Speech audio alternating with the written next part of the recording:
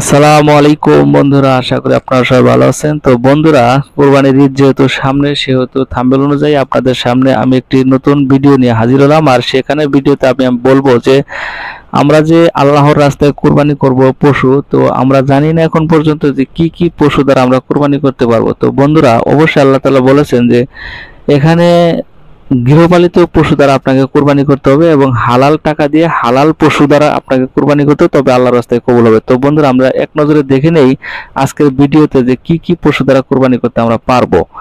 তো বন্ধুরা, সে মোতাবেক আমাদের লিস্টে আছে আজকে ছাগল এক নম্বরে। তো ছাগল বাংলাদেশের একটি গুরুত্বপূর্ণ প্রাণী এবং যাদের অল্প বাজেটের ভিতরে, সরু বাজেটের ভিতরে ছাগল কিন্তু অন্যতম। তো বন্ধুরা, আপনাদের যারা ছোট বাজেট তারা ছাগল দ্বারা কোরবানি করতে পারেন। ছাগল একটি গুরুত্বপূর্ণ প্রাণী, গৃহপালিত পশু। এরপরে হচ্ছে ভেড়া।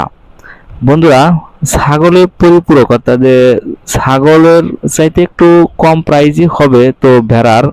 তো কোরবানির পশুর হাটে আপনারা গিয়ে দেখবেন যে ছাগলের চাইতে সমপরিমাণ অথবা ছাগলের চেয়ে কম প্রাইজে আপনারা খুব রিজনেবল প্রাইজে ভেড়া পেয়ে যাবেন।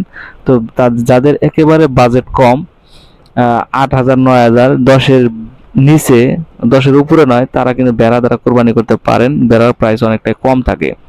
তো এরপরে রয়েছে দুম্বা।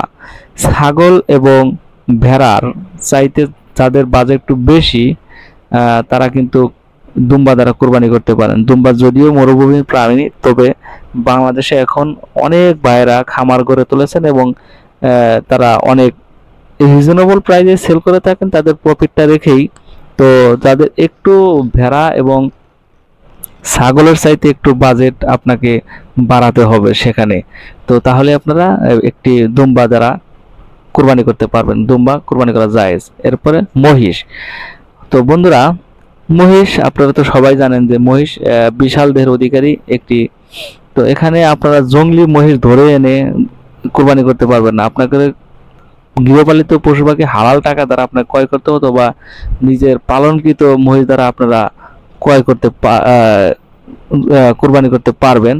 তো সেখানে অবশ্যই মহিষের প্রাইসটা একটু বেশি। এরপরে বন্ধুরা, সবচাইতে দামি প্রাণী যেটা এখন পর্যন্ত, সেটা হচ্ছে যে উট।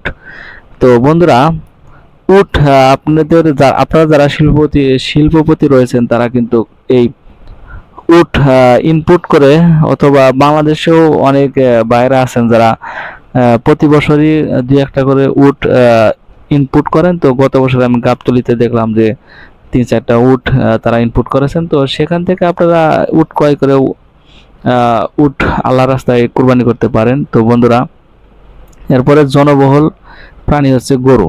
আমাদের বাংলাদেশের আবহাওয়াতে, বাংলাদেশের ভূমিতে বাংলার মানুষের জন্য সবচাইতে গুরুত্বপূর্ণ এবং সবচাইতে পপুলার প্রাণী হচ্ছে গরু। তো গরু কিন্তু আল্লাহ রাস্তায় কোরবানি করা জায়েজ।